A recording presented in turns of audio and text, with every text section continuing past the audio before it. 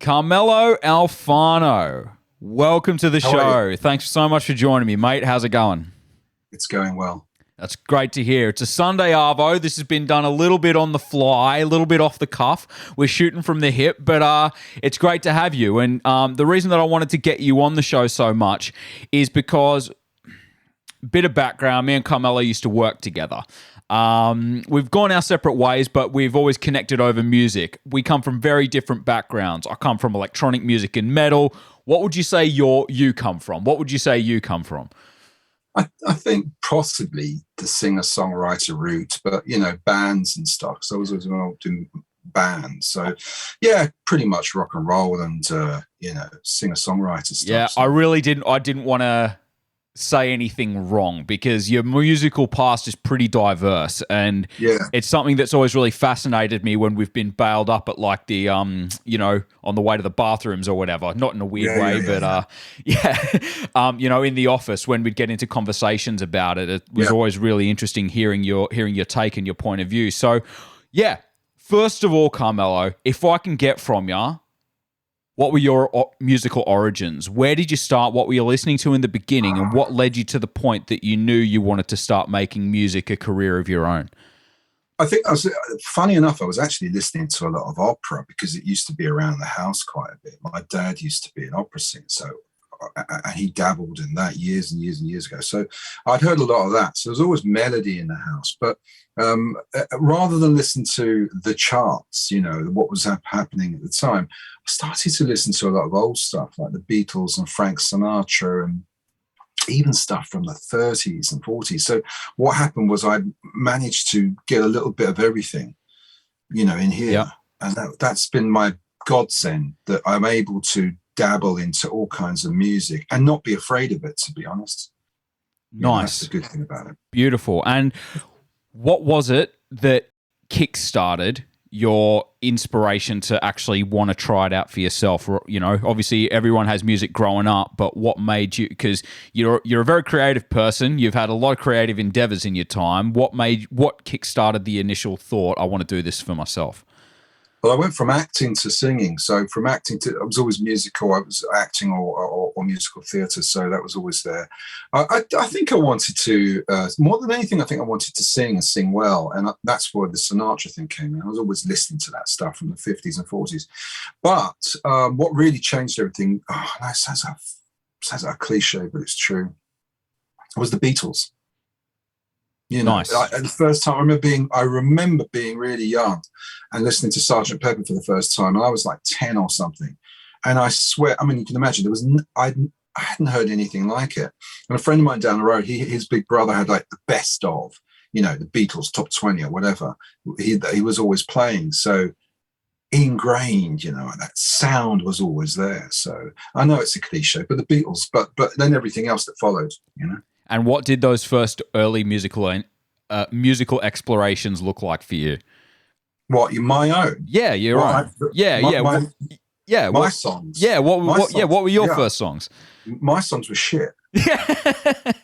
I'm going to be honest. My songs were fucking terrible. Can I swear? Of course you can. This is the internet, dude. There we go. My songs were shit. Oh, God. I couldn't get beyond a verse. I remember I had 17 verses once. No choruses, bridges, or anything. And this is something you're going to come across. Not traditionally, but it's really interesting you're doing this, because this is not going to be as easy as you think. I don't think it's going to be easy, dude, by any stretch of the imagination. I'm ready for a rough old ride, but tell me, what am I in for? What am I in for?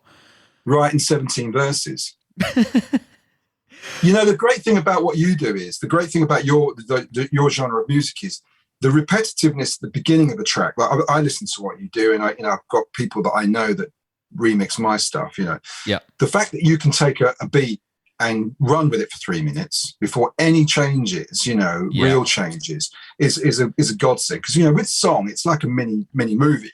With 3.5 minutes, 4 minutes, you're telling a story.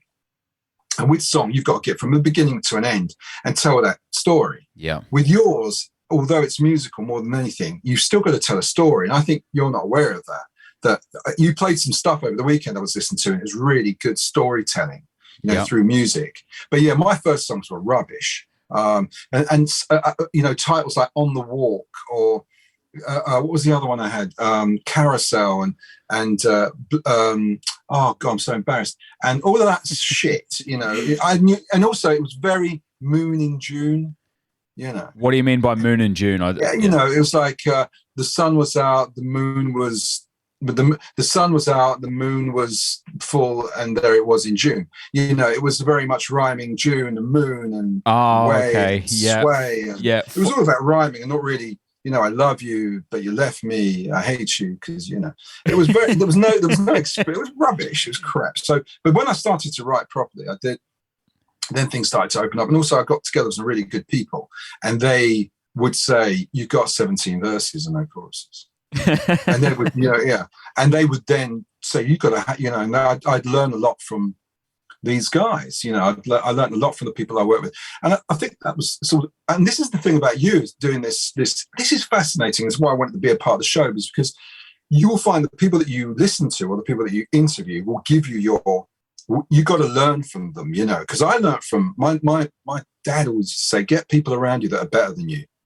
Yep. Because they will teach you what you've got to do, and he wasn't wrong. So who were some of those early people for you? Who did you learn from in the beginning? About them. Famous people, I would say people like Steve Wimwood, who although we didn't collaborate on anything, I was very close to him for about a year or so, or a couple of years, because I would record in his studio, and during the evenings, during the nights, and he would use it during the day, putting albums together. Steve Winwood's pedigree is like, you know, Traffic and Spencer Davis, and his solo career, which was phenomenal. And then he had some big dance hits like Valerie, you know, Call on Me, and all that stuff, which was stratospheric, you know. Yeah. So learning the way he did things, I remember walking into to the studio once and listening to him play an organ.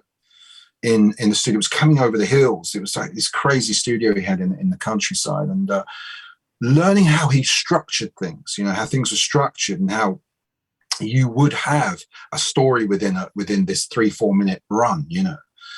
So Steve Winwood was definitely an influence, but all those boys were, you know, the Kinks, the Beatles, and Winwood and his boys, and Traffic, and you know. And then I worked with some great people. I worked with, you know, some great engineers and producers like George Schilling, and who's you know, had success doing this, and learning from them, and also getting their take and saying, do you know, maybe you should go to the B and not the C, or maybe you should go to the chorus earlier, or why don't you start with the chorus? And it was listening and thinking. And also the other thing is this: you've got to have an instinct and trust it, because that will also be something that you will rely on a lot. Musical instinct. It's like, no, that's not right.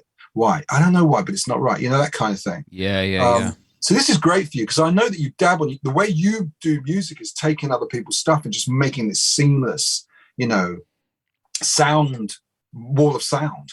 Now you've got to do that yourself. Yeah. I'm not going to lie. It's pretty intimidating. I have no idea if I'm going to be able to do it successfully or not. But the thing is, it's one of those things where I haven't done it myself for fucking ever, and if I don't try, then I'm going to look back and wonder what if. So it's got to happen now, or it's never. And this is music production, isn't it? Yeah, but in that, I unfortunately,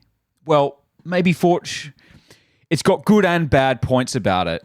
Because I don't make my own music, I listen to so much because I'm listening constantly. So for example, I really want to make jungle, I really want to make footwork, I want to make dubstep, and I want to make techno.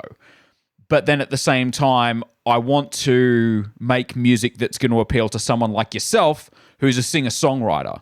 So I want to make music that's going to appeal to people who like hip-hop, because hip-hop was one of my really early genres of music that I was really into. And some of my friends are MCs. So I definitely want to be collaborating with MCs and singer-songwriters like yourself, maybe sampling people like you, putting them over, really heavy club beats. Sure. I don't know. Yeah.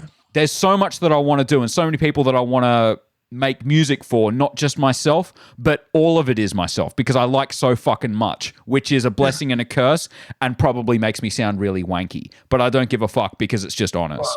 The great thing about, the one thing you got to remember about music production is that it shouldn't be produced. You know, some of the greatest songs you hear the song first, not the production. Mm-hmm. If it's a great production, you hear the song first, in my opinion. Yeah.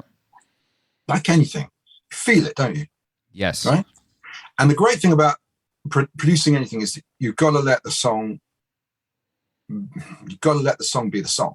You can't let the production take over. It's about the sound. And then, you know, if you've done it right, every single ingredient is in the right proportion. You know, you got the right proportion of ingredients. And so production is the last thing that people are listening to. It's the song, you know, it's the sound, it's the way you've structured it, you know, but they don't know it's any of this stuff. It's so interesting because I personally think it's about the production almost more than anything. That's what I listen to so much is cleanliness and, you know, polishedness. You know? Oh, my fault. I've listened to, okay. If you produce correctly, you don't hear the production, is what I'm saying. I hear you. Yeah. I'm not saying listen, I had a song I worked 4 years on, you know. Yeah.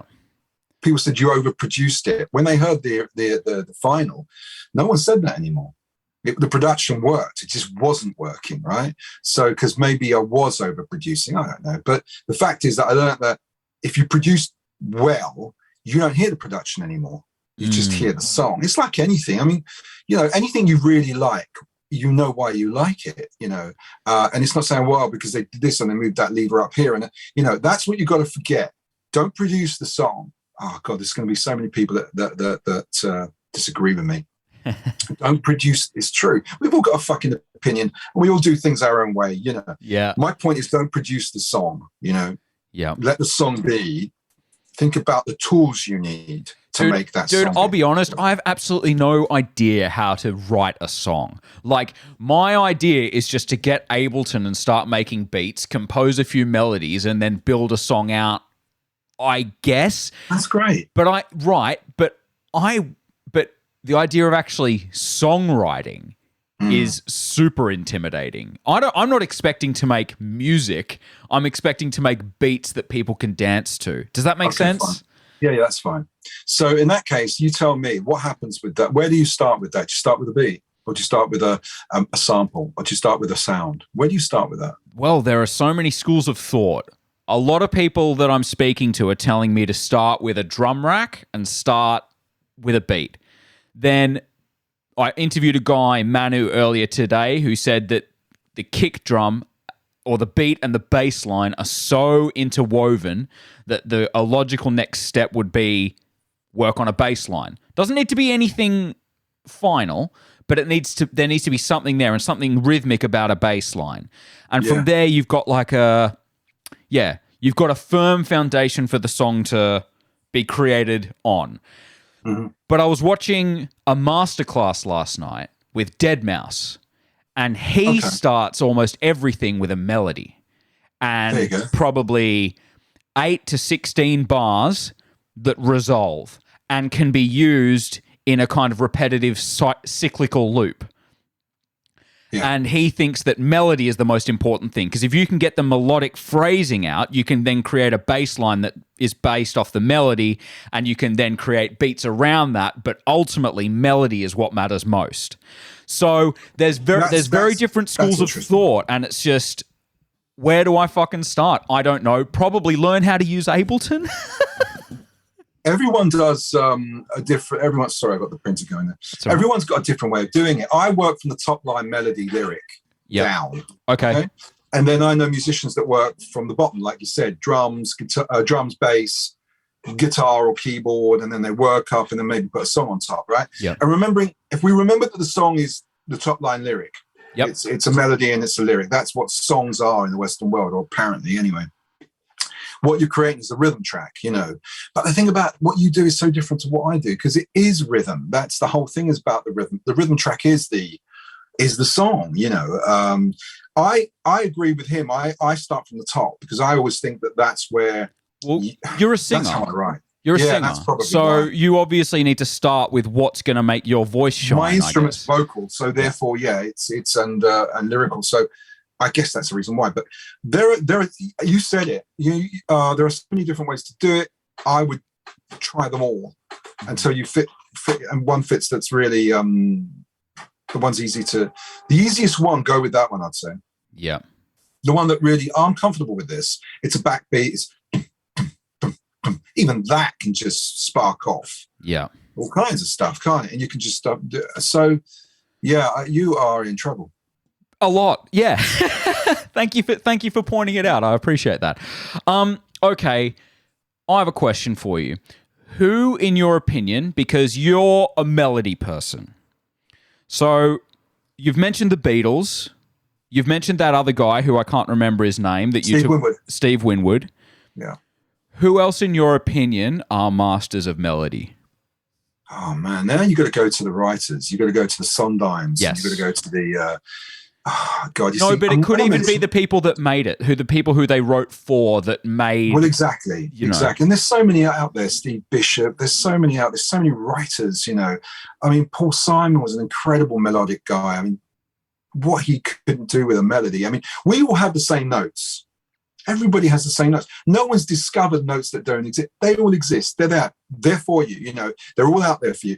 We all use them differently, and this is what makes, but some people use them better than others, So, if you go to the musical guys too, like Rodgers and Hammerstein, Leonard Bernstein, Sondheim, all these boys, Sammy Kahn that writes lyrics for Billy May and Nelson Riddle, writing charts. There's so many out there. And then you got the pop guys are so obvious anyway. Look, Coldplay, I mean, there's no doubt that Chris Martin or whoever's writing those melodies knows how to write one, because they're infectious. Yeah. They don't just jump out at you, they just grab you completely. So all of those guys, I mean, Oasis in their day, Noel Gallagher wrote a melody and a lyric that could pull you in. So I think that we're all magpies too, by the way. I think we all kind of steal from each other, reinterpret, it's like everyone has their pasta sauce, right? Of course, the Italian brings up pasta. You know what I'm saying, don't you? Explain it. Everyone's got you mean fucking tomato sauce that everybody has. Yeah. My mum made, my grandmother made, blah, blah, blah. At the end of the day, we could describe it as a tomato sauce for spaghetti, but it is that ingredient. What do you put in that makes the difference to your pasta sauce? And everyone's the same. We're all magpies, man. I like that. We all steal. Yeah. So, but I think that the melodic, I mean, there's so many, there's so many of them out there, and some modern ones too. Look at Jacob Collier. Check out Jacob Collier. Actually, Jacob's someone you should really look at about production. Okay. Jacob Collier is a young kid. If the word genius is bandied around too much, it's not for him. I think he really is an ingenue. He's an incredible artist and writer and just a music man.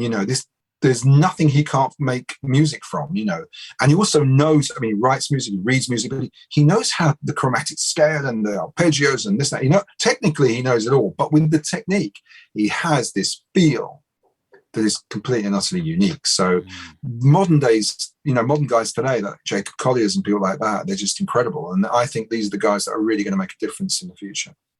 I like that. I'll definitely check out this Jacob Collier. Nice one. Oh, look, he's got 3 albums out called Jesse, Volume 1, 2, and 3.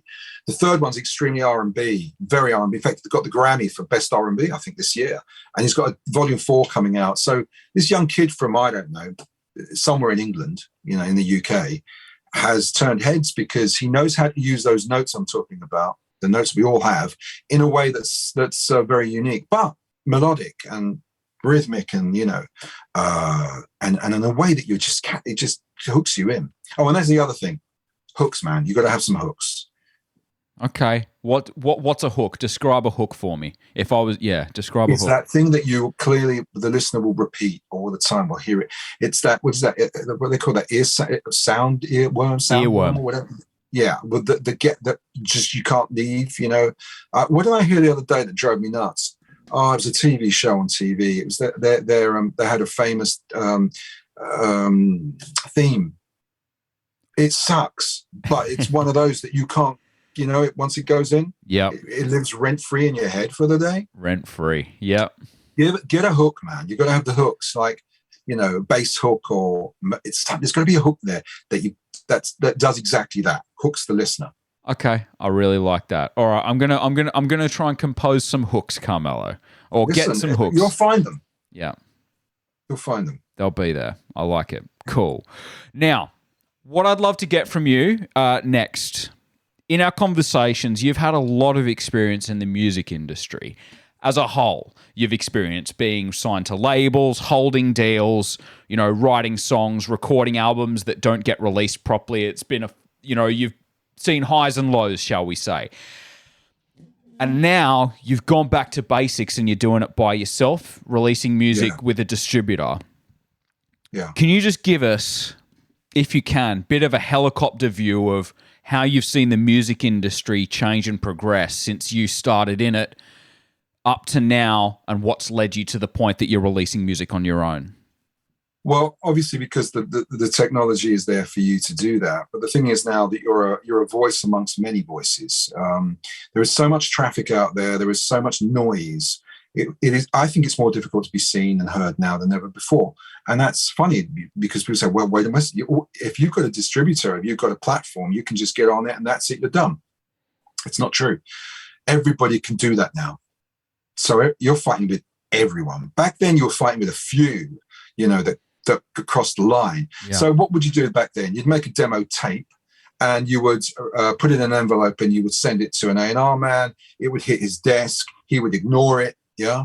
And then and you'd give him a call and say, did you listen? No, I didn't. What's your name? All of that bullshit. All of that was true. And then you say, well, look, I got a gig happening at such and such. Will you turn up at the gig? They don't turn up. But then the magic kind of starts because sometimes they do. And if they do, they like you, all that stuff. I only got Abbey Road because of that. Abbey Road was because Abbey was at gigs and all that stuff. So it was different then. You would have to tout your stuff to an A&R, an artist and repertoire guy at a record company who sat on a seat too long and got hemorrhoids waiting for the fucking next best thing to come along. This guy doesn't exist anymore. He thinks he does, but he doesn't. He's got no power at all. Now what he does is instead of doing that, he trawls the internet. Yep. He'll look at YouTube. He'll look at TikTok. He'll look at Instagram. He'll look at the people that are making waves and people that, getting hooked onto. And that's what I'm saying to you. We've all got a voice now, but that voice is in the noise. Yeah. And the noise is loud. So you need to do something quite special. But it also depends on what you want from the business anymore. But the business has changed beyond belief. I remember many, many years ago, about 20 years ago, I did a Sky special for Sky TV where I did a gig on the internet. It was the first, dial-up streaming gig. And I did that. Sorry, sorry to cut you off, but guys, I just need to make note of this. Carmelo was actually the first person ever to live stream a gig in the UK, I want to say. It was broadcast live on the internet global. In what year? 2000, it was, about that, 2000, 1999, one of the others. In the year 2000, he was live streaming one of his gigs. That's fucking bonkers, dude. Bonkers. Yeah, 21 years ago, dude. Yeah, I remember because it's out there. You can, it's on YouTube, the actual piece that Sky did, but it was such a phenomenon. It's like, what the fuck is this? What are you doing? With potential, there's 20 people in the audience, but potentially he's playing to 1 million people or 2 million, 3 million, whatever. So I remember no one was excited about it. And I was like, okay, it's a thing. It's another thing. Yep. But I remember saying at the time, if we can get this done, if we can do this properly, we won't need the A&R man anymore. Really? What happened? Yeah, I remember being interviewed for the special and saying it cuts out the middleman. You become the middleman. You become that person that touts your own shit, man. Yeah, if we can get things streaming, or we can get things on the internet, or we can tell someone to go to a page and listen to it. The internet was so young.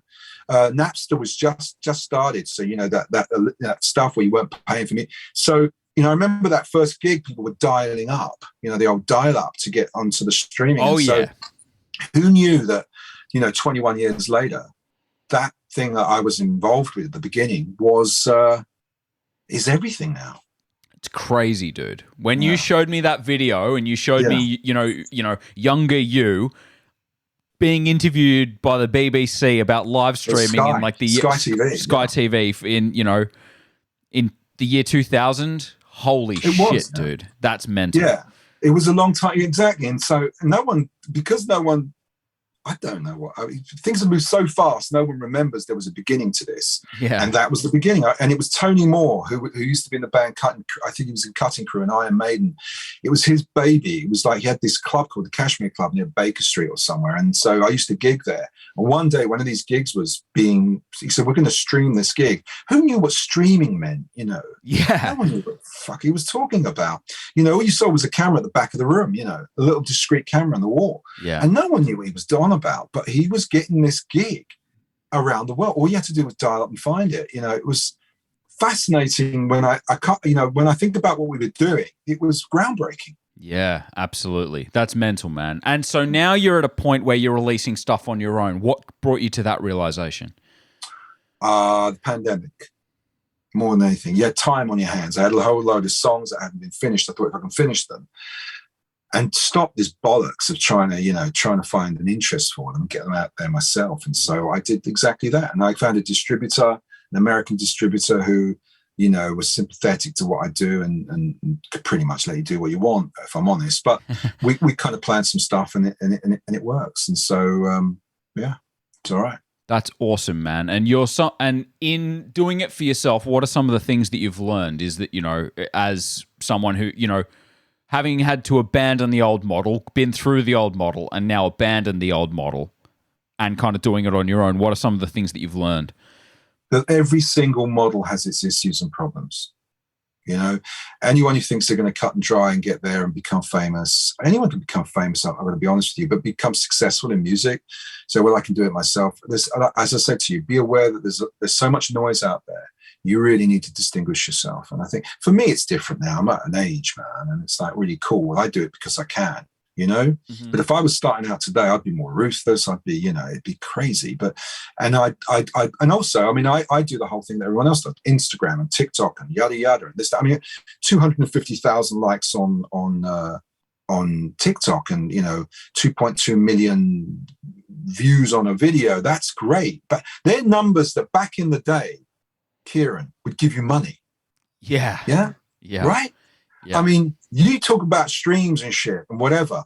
Now, you don't get paid for it. Remember that if you sold a record or whatever for I don't know, let's say for argument's sake, £1.50 bought a single, yeah?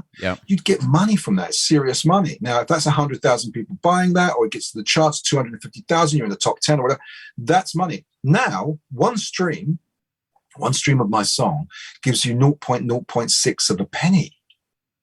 You know, it isn't, you know, music production is what it is. It's easier to do what you do, and that's why you're doing it. You don't have to walk into a studio and do that. But yes, to make money from music anymore, forget it. No one's making money unless you're touring and you're selling merch and you're someone. You're not making money from it. There's no money left. Yeah. Because the market's so oversaturated. It's just so oversaturated. And the boys came along that said to everybody else out there, you don't have to pay for this. You give me a subscription, I'll give you everything. So no one values music anymore, right? Think about it. You guys, I go now. I listened to a track on your show yesterday. What did I do? Went on Spotify and I found it. Do you see what I mean? Yeah. It wasn't about going out and buying and getting this physical product in and giving that artist £4.50 or whatever. It was about going on and giving him 0.06 of a fucking penny. Yeah. Bullshit. Imagine what time's gone into that. It's creativity. So when people start to devalue creativity, you can't sell it. But if we went down the road and I said, hey, Kieran, want a coffee? You say, yeah. I buy that coffee for you. Do you want another coffee? Yeah. We've already spent £10 on the coffee. Then as you walk out, I say to you, Kieran, give me £10, I'll give you my album. And you'll say to me, wait a second, I just paid $9.99 on a subscription to Spotify. Fuck it, I'll stream it. Oh, when you put it like that, it's so brutal. It's true, right? Absolutely. Yeah. Yeah. So that's why your show's brilliant. I love the fact that you're doing this technically, the production thing. And my God, wouldn't it be fucking funny if you get it right and it fucking does business, you know? Oh, that'd be amazing. Well, that'd be amazing. But honestly, Carmelo, it's not even about that. It's just about it's about the journey and just trying. Honestly, that's what it's about. Giving it a red hot fucking crack. Well, you've got some great people on the show, which is great. So you've got so many different opinions and yeah, you know, it's well, I've got so many. The thing is, I've got a lot of people to answer to. So you're going to be listening. So and you're a brutally honest guy. So you're going to tell me what you think of the stuff that I make. But then I've also got like people that are, other people that know the world that I'm from, the electronic music world, listening as well. Yeah. And I'm trying to make all of these. I want to make something that all of these people. I want to make them proud in a way. I want them to go, you know what, Kieran, you've done all right. Because I don't know, maybe my dad didn't say it enough to me when I was a kid. Maybe I kind of crave that external other people saying, you've done a good job. But we all do. Yeah. We all do. I'm sure I started to create music to begin with, not because of who I was, but in spite of who I was. It was like because of who I wasn't, We all do this for adulation. Don't let anyone fool you. I do it for myself. And I got lucky and fucking know. And fuck that shit. Everyone wants to be recognized. Everyone wants their music to be heard. No one does this so the music stays within four walls. They do it because they want other people to enjoy it and to feel it and then talk to you about it, Say, that was a great track. Or what did you think about when you wrote this or whatever? That's what you want, that dialogue, When you went to gigs and stuff, when I did gigs, the audience told you whether a song was good or not by either, clapping their nuts off or throwing something on stage, just about missing you. They did that, they went out and you tested your stuff on stage, with an audience. And now your audience is faceless, but they're all out there, thousands of fans. I got followers and shit, but I don't know who these people are, but they're there, and everyone has a voice now, Kieran. You got a voice. Everyone has a voice. Everyone has the opinion to say, I don't like this or lie. How many lies are out there, man? So production of music is pure. To actually produce music is real. It's true. It's not a lie. It's either going to be good or bad. Somebody's either going to like it or not. Yeah. There you go. That's it. Those are the rules, the parameters you work in. Yeah. There's no facade, So I can't wait for you to do what you do because I want to see what you come up with. And I bet you anything, with all the people speaking to you and who you're interviewing, and I've seen a few of them, you're going to come up with something quite special. Thank you, man. I really appreciate the vote of confidence. I'm really looking forward to giving it a red hot crack. My Ableton push controller arrives tomorrow, so so I do have a bit of work to do, like real work, like I have a job. So I don't know how much time I'm gonna get to actually play with it tomorrow, but I'm then off to Italy at the end of the week and then to Germany for a week. So hopefully I'll get some time to kind of play with some ideas by the time that this show airs, which should be in a couple of weeks. And I look forward to hearing what you've got to say, and I'll definitely be sharing everything with you, dude. One thing that I want to touch on with you quickly is social media. You've mentioned it, TikTok, Instagram, etc. You're someone who's actually managed to, grab TikTok by the horns and actually found a level of success with it, which is something that I'm really impressed with. I was lucky. I went from 30 followers to 5,000 in about a week. It was stupidly ridiculous because it really was 30 for a long time. Well, you remember that period when I kept on coming in and saying to you, I got a million, it was ridiculous. So that was ridiculous. And if you can get that right, then you've got a forum to. So let me ask you because I've got a TikTok account. I'm not using it religiously. For those of us that aren't using TikTok, what's the pop? How do we get to how do we get Carmelo Alfano success on TikTok? What's the pop? I am, but by any stretch of measure, I am not successful. I am successful for me. It's quite successful for what I do. It is. Yeah. Because for what it is. I mean, 5,000 plus onto 6,000, whatever. I posted something the other day, got 2.2 million views. It was a ridiculous video. So many views, dude. Yeah. Well, this is it. But this is my point. My point is, it's not about.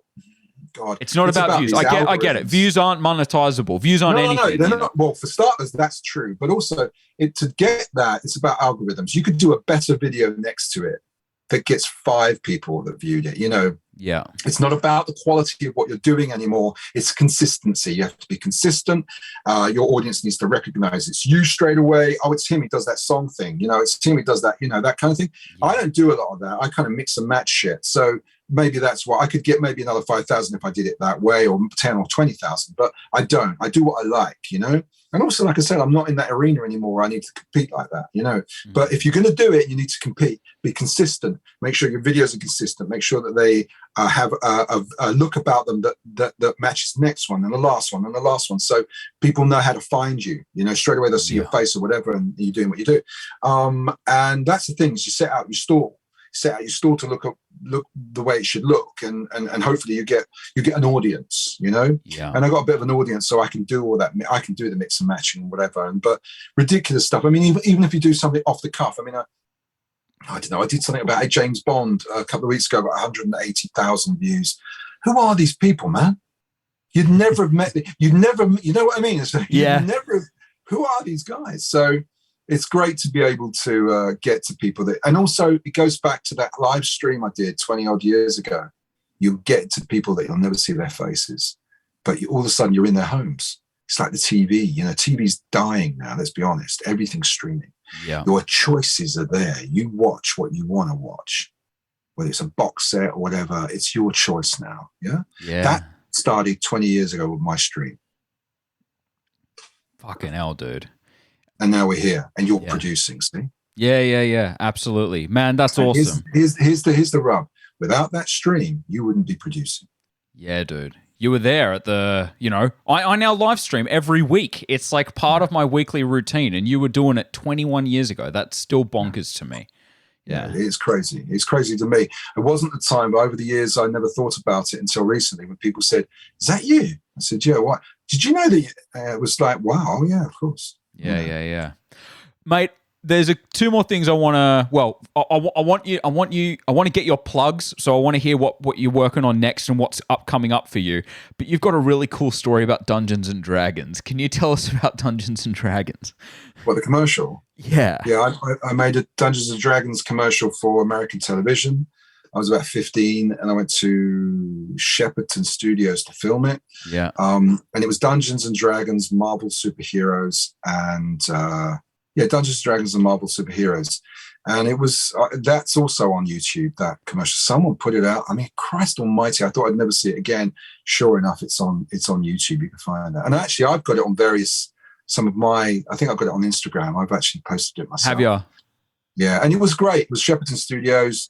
Duran Duran were next door filming Wild Boys. It was 1985 or something like that. Went to the audition. Everyone who was in the audition looked American, and I thought, I'm never going to get this. And I auditioned, and I faked my accent into an American accent. I figured if I could, make them think that I was from the States, maybe I'd get the job. Went home, and I got it before I even got home. And that was a great experience. But yeah, that's out there. It's Dungeons and Dragons, Indiana Jones, TSR. It's incredible. And the funny thing is, my kids watch Stranger Things. Yeah. And the box that I advertised in 85 appeared in Stranger Things. That's so crazy, dude. Yeah. And it was that ad. And I said to my daughter, that's... And she went, what? I said, yeah, do you know that I did that? And she went, is that? And I said, yeah. And that was the thing. It's crazy. It's actually mental, dude. I'll make sure to link... to the video that he's talking about, the ad for Dungeons and Dragons below. That